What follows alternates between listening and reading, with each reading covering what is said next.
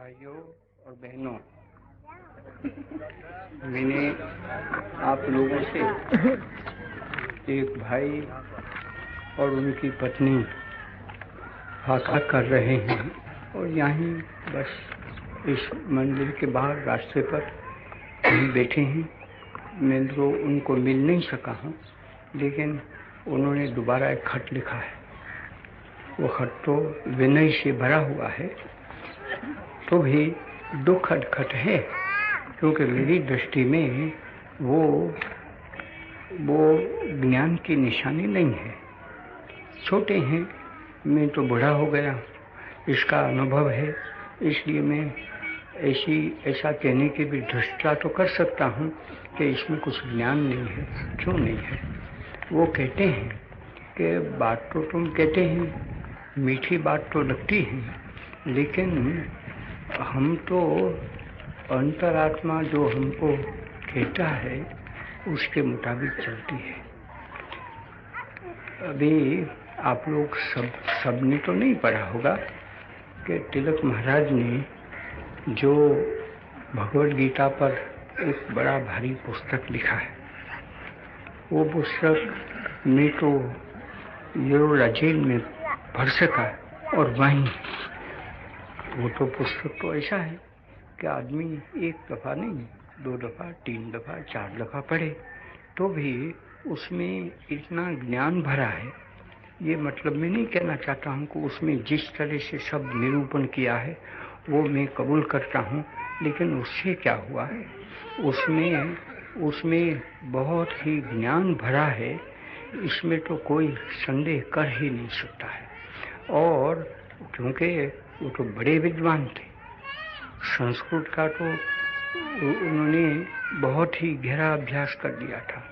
अंग्रेजी साहित्य भी इस बारे में, धर्म के बारे में जितना पढ़ सकते थे वो सब पढ़ लिया था। उन्होंने उनका जो एक बड़ा विवरण किया है उसमें लिखा है, वो मुझको बस ये लग गया कि ठीक कहते हैं। अंग्रेजी में अंतरात्मा का नाम तो कॉन्शियस दिया है। तो वो कहते हैं कि अंग्रेजी भाषा में सब तो अच्छा है और सब ऐसा ही उनको सिखा देते हैं कि सबको कॉन्शियस पड़ी है, तो जैसे कॉन्शियस कहें इस तरह से करना चाहिए। तो वो भेद करते हैं कि बात तो है कि सबको कॉन्शियस तो है, लेकिन कई लोग हैं उनकी कॉन्शियस तो छोटी है। मैं उनके शब्द तो मुझको याद नहीं है, भावार्थ ही याद है, इतने वर्षों के पहले पढ़ लिया। वो शब्द मैं आपको कहाँ से देने वाला था, लेकिन जो उसका भावार्थ है वो आज भी कान में गुंजन करता है। तो उन्होंने कहा कि वो सबको है तो सही, ऐसा कह तो सकते हैं कॉन्शियस, लेकिन वो उनकी कॉन्शियस छोटी है। इसलिए हमारे में, मानी वैदिक धर्म में या हिंदू धर्म में कहो, उनमें तो ये सिखाया है कि वो तो पीछे तो वो हमारे जो संस्कृतज्ञ है या तो शास्त्र जानने वाले, वो तो कहता है कि सबको कॉन्शियस है ही नहीं, लेकिन वो तो ठीक नहीं है। कॉन्शियस तो है, लेकिन उसको कॉन्शियस छोटी है, तो वो कैसे कह सकता है कि मेरी कॉन्शियस मुझको कहती है, क्योंकि छोटी हुई कॉन्शियस किसको कहती, नहीं सुना सकती है। ऐसा कहो कि वो मूड है, वो छोटी हुई है, मूड है, जो कुछ भी कहना है वो कहो, लेकिन उसको नहीं है। तो कॉन्शियस जिसको है, जो जागृत उसको करना चाहता है, उसको यम नियम आदि का पालन करना पड़ता है और बड़ी चेष्टा करता है, तब उसको अंतरात्मा है ऐसा कह सकता है। अंतरात्मा तब उसको जागृत हुआ है ऐसा कह सकता है। तो जिसकी अंतरात्मा जागृत हुई है वो ही कह सकता है कि मुझको मेरी अंतरात्मा कहती है कि ऐसे करूं। अभी इससे उल्टी बात ले लूं, उल्टी बात का भी कुछ मेरा ख्याल है कि दृष्टांत दिया है उन्होंने, लेकिन मुझको परवाह नहीं है उसमें तिलक महाराज के ग्रंथ में वो दृष्टांत भी दिए हैं कि नहीं, क्योंकि मैं तो ये मानता हूँ कि एक आदमी शास्त्र सब पढ़ ली टोटा के मन, तो उसमें क्या लिखा है वो भूल गया तो उसको कहना पड़ेगा, तो अभी तो मैं भूल गया। मैं तो ऐसा नहीं हूँ। मैं तो एक चीज़ अगर ले ली, ग्रहण कर ली, हजम कर ली, तो पीछे वो मेरी हो गई। पीछे ऐसा नहीं मैं कह सकता हूँ कि मैं इसका अनुवाद करता हूँ, लेकिन वो मेरी हो गई। मैं इतना ही कह सकता हूँ कि मेरी वो मौलिक चीज़ नहीं है, दूसरों ने बताई है, लेकिन मैंने उसको हजम कर ली, इसलिए वो मेरी हो गई। कोई भटियारा ने रोटी पकाई तो सबकी सब रोटी तो मेरी नहीं हुई, लेकिन जितनी रोटी मैं लाया वो भी मेरी नहीं हुई। जितनी रोटी उसमें से मैं खा सका और जो मुझको हजम हो गई, खाई, लेकिन मैंने तो बहुत खा लिए तो इसलिए वो हजम नहीं हुई, तो भी वो रोटी मैंने खाई नहीं, मेरी नहीं हुई।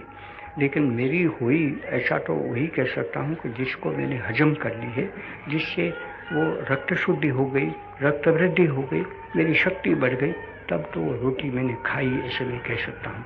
इसी तरह से वो चीज़ तो मैंने पढ़ तो वहाँ ली, लेकिन वो मुझको बराबर मैंने हजम कर ली। इसलिए जो मैं दृष्टांत देता हूँ उसमें है या नहीं उसकी परवाह नहीं है, क्योंकि आप में से बहुत लोग जानते होंगे वो ग्रंथ पढ़ा है, तो आप कहें कि वो तो गांधी क्या कहता है, ये सब चीज़ें हम तो नहीं देखते हैं, तो आपको डरना नहीं, आपको मेरा अविश्वास भी नहीं करना कि उसमें नहीं देखते हैं, क्योंकि मैंने हजम की है उसको। जिस तरह से मैं श्रृंगारित करना चाहता हूँ इस तरह से कर सकता हूँ। तो मैं कहता हूँ कि एक चोर है, ठग है, वो भी कहे कि मेरा अंतरात्मा ने कहा कि ये बच्चा है, उसका खून कर, और पीछे उसने जो जेवर पहने हैं वो जेवर तो छीन ले, क्योंकि बच्चा शायद वो आवाज़ करेगा तो कोई जाग जाए, कोई समझ लेंगे तो पीछे तो उसको पकड़ लेंगे। इसलिए मेरी अंतरात्मा ने कहा कि उसका तो खून कर और वो जो जेवर है वो तो उठा ले। ये इतनी चीज़ तो बनी हुई है, और बनी हुई थी भी दक्षिण अफ्रीका में, और दक्षिण हिंदुस्तान में। जब मैं आ गया उस वक़्त किसी ने कहा कि मेरा लड़का के लड़की थी और उसने बहुत जेवर पहने थे, तो उसको भी काट डाला, वो जेवर तो छीन लिया। तो तब से मुझको रह गई है। वो भी ऐसा कहें, उसने कहा, ऐसा मैं नहीं कहना चाहता हूँ, लेकिन वो कहें, वो डाकू कि मेरी अंतरात्मा ने ऐसा कहा, तो पीछे हिंदुस्तान का हाल क्या होगा अगर इस तरह से कहें। एक जज जैसा आदमी है, अभी जज जैसे हम भी हैं ना, यहाँ बन गए, वो सब कहें कि मेरे अंतरात्मा ने कहा कि चलो मासूम बच्चे हैं मुसलमान के, उसका भी खून करो। या तो कोई मुसलमान दीवाना बन गया, वो कहें कि मासूम है, उसको क्या है, आखिर में वो तो है तो हिंदू ना, उसका छोटा लड़का है, वो छोटा लड़का है तो भी वो तो जहर रूप है, इसलिए उसको काटो। तो मैं ये कहूँ और वो मुझको कहे तो मैं उसका समर्थन करूँ कि उसका अंतरात्मा ने कहा कि इसलिए मार दिया, तो वो धर्म नहीं देता है, लेकिन अधर्म हो जाता है। मैं आपको तो सुनाता हूँ, तो उसके मार्फत वो बहन भाई यहाँ पड़े होंगे, बहुत विनय से लिखते हैं, तो उनको भी मैं सुना दूँ। और पीछे ऐसे बहुत हमारे यहाँ पड़े हैं, फाका करने की धमकी लेते हैं, तो वो कर लें। इसलिए तो मैं ये कहूँगा कि वो दावा नहीं कर सकते हैं कि उनका भी अंतरात्मा उनको कहता है। वो तो अंतरात्मा जिसका जागृत हो गया है वही कह सकते हैं। और दूसरा वो क्या लिखते हैं कि हम तो ये करते हैं, तुमने कहा है। हाँ, वो कहता है कि तुमने कहा है कि इस बारे में तो तुम आचार्य है उस शास्त्र का फाका करने का। ठीक है कि मैं हूँ, वो मैंने दावा तो किया है, करता हूँ आज भी। और ऐसा ही कहो कि जब कोई ऐसा दावा नहीं करने वाला है तो पीछे मैं कर लेता हूँ।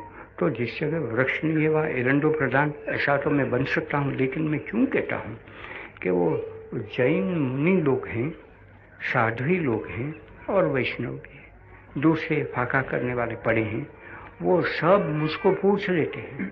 मुझको पूछे नहीं तो उनके सेवक मुझको कहते हैं कि इनको समझाओ। तो एक तो बड़ा मुनि रहा और वो बहुत फाका करता था। और फाका क्यों करता था कि नहीं, ये चीज़ होनी चाहिए, नहीं होती है तो उसके लिए मैं फाका करूं। अभी वो कहते हैं कि हम कैसे करें, हम वो मानने वाले नहीं हैं, मानते नहीं हैं, तो वो फाका करते हैं इसलिए माने। तो किसी न किसी तरह से तुम उनको सुना सकते हैं।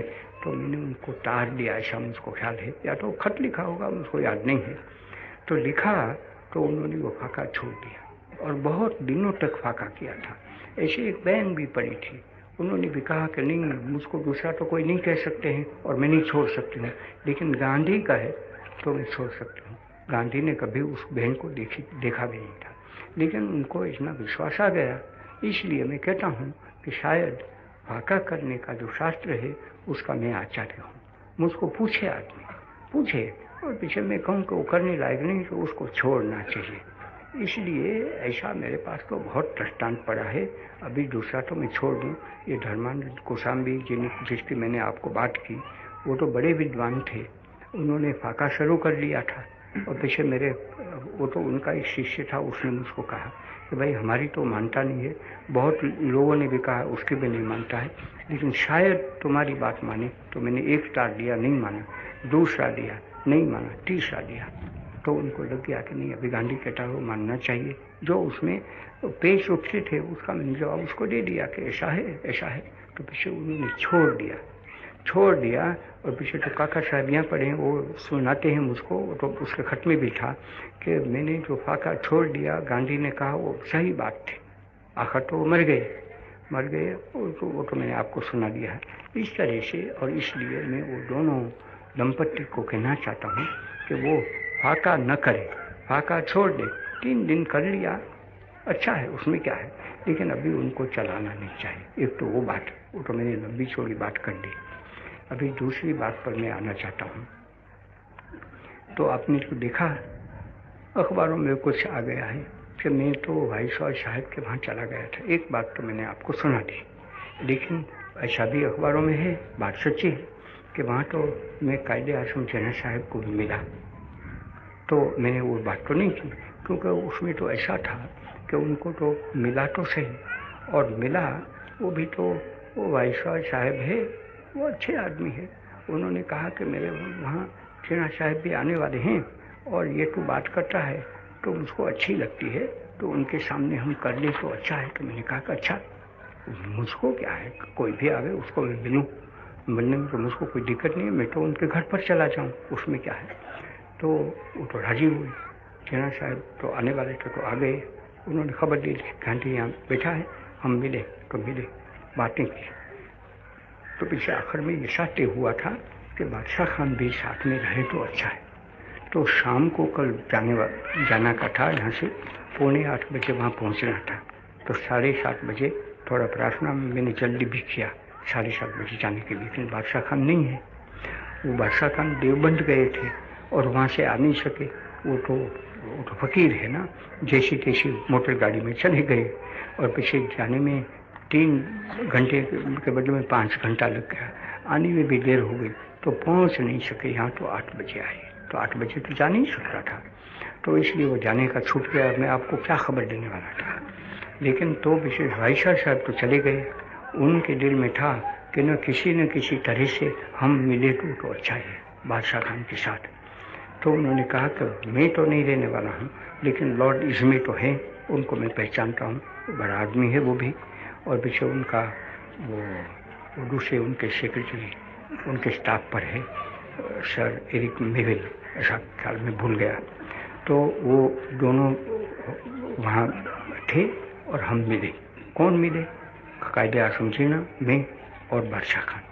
तो आज 4:30 बजे वहाँ चले गए।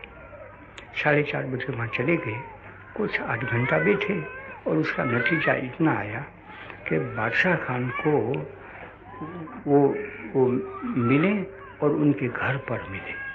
तो बादशाह खान अभी तो वहाँ चले गए होंगे, वो तो यहाँ मेरे साथ रहते हैं, चले गए होंगे। यहाँ तक वो नौबत आ गई। अभी आप तो उसमें से कोई लंबा चौड़ा मानी न निकाले कि अच्छा तब तो अच्छा है।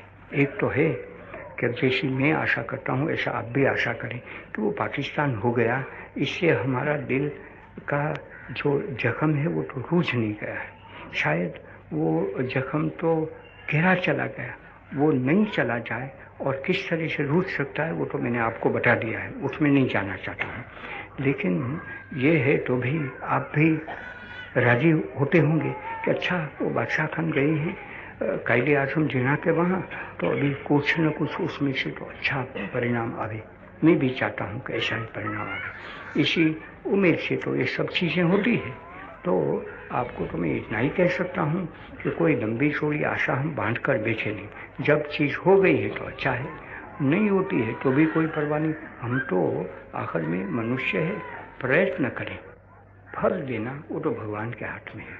तो भगवान से हम प्रार्थना करें कि जो कुछ चेष्टा भी हो रही है, बादशाह खान वहाँ जाते हैं तो हम भी प्रार्थना करें कि उसमें से कोई भी अच्छा परिणाम आ जाएगा। अच्छा परिणाम क्या आ सकता है कि एक तो ऐसा है ना कि सरहद में तो सब पठान रहते हैं। अभी पठान तो छोटी कौम है, कोई करोड़ों की आबादी में तो है ही नहीं, लेकिन पठान को हम जानते हैं क्यों कि पठान तो तलवारबाज रहते हैं। और सरकार की भर्ती जो चलती थी तो वो काफ़ी तादाद में वो पठान में कोई ऐसा नहीं है कि जो तलवार नहीं चलाना जानता है या तो बंदूक नहीं चलाना जानता है, सब ऐसे हैं। और पीछे वहाँ तो वो दूसरी तीसरी ट्राइब्स भी तो पड़ी है, वो भी ऐसे है, लेकिन वो सब पठान हैं या तो पठान जैसे हैं। तो बादशाह खान का तो यही ख्वाब है ना कि पठान सब एक सा हो जाए। पीछे क्या करें कि आपस में खूना मर्की करके मर जाते हैं। वो कोई सरकार की भर्ती में जाते हैं वो तो भले, लेकिन वहाँ तो ऐसा चलता है कि एक खून हुआ तो उसका बदला लेना चाहिए, पीछे तीसरा बदला, तो वो दर पीढ़ी चलता ही रहता है। उसमें से बादशाह खान ने देखा कि नहीं, वो तलवार की बहादुरी तो है, लेकिन उससे भी बुलंद बहादुरी पड़ी है। वो क्या पड़ी है कि हम तो बगैर तलवार के दुनिया मारे तो हम मर जाएंगे, क्योंकि वो सब ईमानदार मुसलमान रहता है, उसको तो कहना ही पड़ता है कि सबको मार डालूं, उससे क्या खुदा को मैं पहचान लूँगा कि सबकी रक्षा करने में, और रक्षा भी कैसे कि मार कर रक्षा करना और मर कर कि अपने आप मर जाए और पीछे रक्षा करें।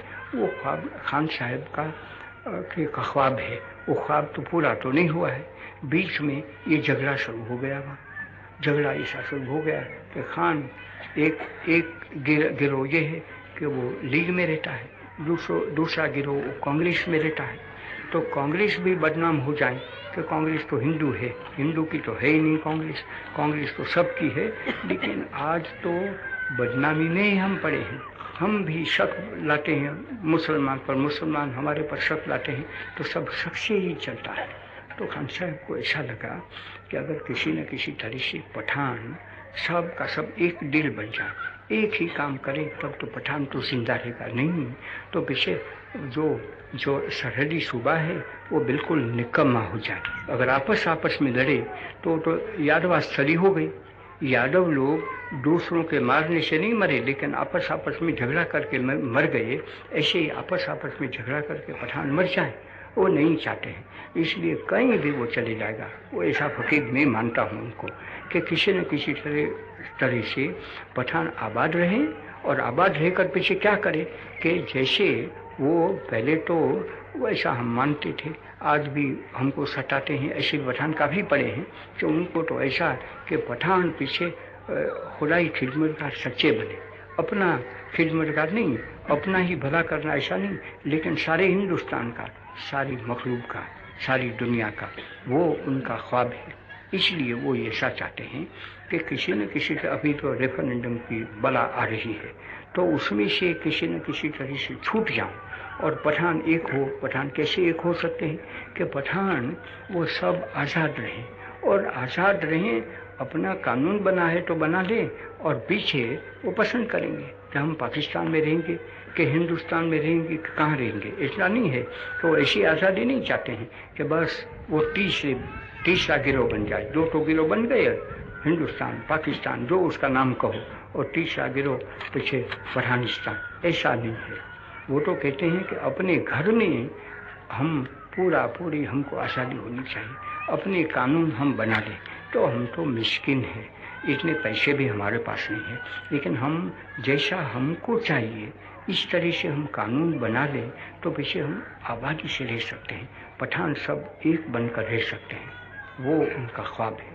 वो ख्वाब किसी न किसी तरह से पूरा हो सकता है, और आपस में जो झगड़ा होता है वो झगड़ा मिट जाए तो पीछे पठान वो सरहदी सूबे में हिंदू भी रह सके ना। आज तो हिंदू तो भाग आए हैं, हरिद्वार में पड़े हैं, कहीं पड़े होंगे, लेकिन बहुत भाग आए हैं। सब के सब तो नहीं भागे हैं, इतनी बड़ी तादाद में पड़े हैं हिंदू, सब कहाँ से आ गए। और गरीब बेचारे जाएं का, लेकिन काफ़ी आ गए हैं। तो वो भी खान साहब को चुभता है कि क्यों एक भी हिंदू को सरहद सूबे से जाना पड़े। ये खान साहब का ख्वाब है। तो खान साहब वहाँ चले गए हैं आज, और वहाँ क्या करेंगे वो तो मुझको पता नहीं है, लेकिन ये कहना चाहते हैं वो कि इस तरह से अगर हो सकता है तो पीछे हम आज़ादी से, उसमें क्या ज़रूर है हमको रेफरेंडम में या तो किसी को तकलीफ़ लेने की, हम आपस में कर लेंगे और फैसला करेंगे सब पठान मिलके। पीछे ऐसा नहीं कि कांग्रेसी पठान जुड़ा है या तो लीगी पठान जुड़े हैं, सब पठान ही एक हैं। और एक होकर कह देंगे कि हम तो ये बड़े हिंदुस्तान में रहते हैं कि छोटे हिंदुस्तान में, जिसका नाम पाकिस्तान को जो कुछ भी कहता, वो बात है। ये झगड़ा किसी न किसी तरह से जा सकता है तो वो सारा हिंदुस्तान की खिदमत कर सके, उस कारण वो वहाँ चले गए हैं। क्या करके आएंगे वो तो मुझको कोई पता नहीं है। हम तो आप इबादत करें, ईश्वर की प्रार्थना करें कि इस तरह से हो। वो तो ये बात हो गई। अभी तीसरी बात कह के मैं ख़त्म करना चाहता हूँ। आज मेरे पास वो ख्वाजा साहब की तो मैंने बात सुनाई थी, कल भी आए, लेकिन वो तो बड़ा आदमी है और बहुत बहादुर आदमी है। तो आज आए, उनके साथ दूसरे भी थे। उन्होंने कहा कि देखो अभी तो वो तो अभी जो पाकिस्तान हो गया तो मुसलमानों में तो दो फिरके ऐसे बन जाते हैं, तो अभी यहाँ क्या करेंगे हम। एक तो ये समझो कि हम तो वो नेशनलिस्ट मुसलमान पड़े हैं, तो उनका क्या होगा उसकी तो मुझको कोई फिक्र नहीं पड़ी है। लेकिन अभी तो जो एक सेपरेट इलेक्टोरेट की बलाठी, वो तो दूर हो जाएगी कि नहीं हो जाएगी। और हम अभी ये यूनियन में बड़े हिस्से में हम सब एक होकर रह सकेंगे कि नहीं रह सकेंगे। एक होकर रह सकेंगे उसकी क्या मानी कि हम एक वो कानून के सामने, सारी दुनिया के सामने तो हम एक प्रजा है, उसमें सबके धर्म तो अलग अलग ही रहता है। वो धर्म है वो तो एक व्यक्तिगत बात हो गई। मेरा धर्म वो इस्लाम है, तेरा हिंदू है, लेकिन तू तो कहता है कि क्योंकि तेरा अच्छा धर्म है और तू अच्छा धर्म को मानता है, इसलिए तू मुसलमान भी है, पारसी भी है, ईसाई भी है, ऐसा कहता है। तो मैं भी वही दावा करता हूँ, क्योंकि मैं अच्छा मुसलमान हूँ इसलिए मैं तो अच्छा हिंदू भी हूँ, अच्छा पारसी भी हूँ। तो वो तो मेरे घर का, तू तेरे घर का, लेकिन हिंदुस्तानी की हैसियत से कानून के सामने तो तू और मैं और दूसरे सब एक हैं कि नहीं। मैंने कहा कि वो तो एक ही हो सकते हैं। इसी कारण तो मैं जिंदा रहना चाहता हूँ और इसी कारण आप भी जिंदा रहते हैं। तो वो कौन सी बड़ी बात है। अब एक तो पाकिस्तान बन गया, क्योंकि वो कहते थे कि सेपरेट इलेक्टोरेट वो भी काफ़ी नहीं है मुसलमानों के लिए। एक आदमी के दिल में एक शक पैदा हो जाता है, सब ऐसा कहता है। अच्छा, उसको ज़्यादा सीट दे दो, वो भी काफ़ी नहीं है। पीछे आप हम तो पहले सुनते थे ना कि जना साहब के 14 पॉइंट्स है। 14 भी तो एक दफ़ा हुए तब तो मैं हाजिर था। उसके पहले तो कुछ 11 के 12 के ऐसे कुछ थे। पहले तो उससे भी कम रहे, वो जना साहब नहीं बनाए थे, लेकिन जना साहब ने बनाए थे। पीछे 14 बने, पीछे 21 बने, पीछे 21 नहीं, पीछे 1 बना।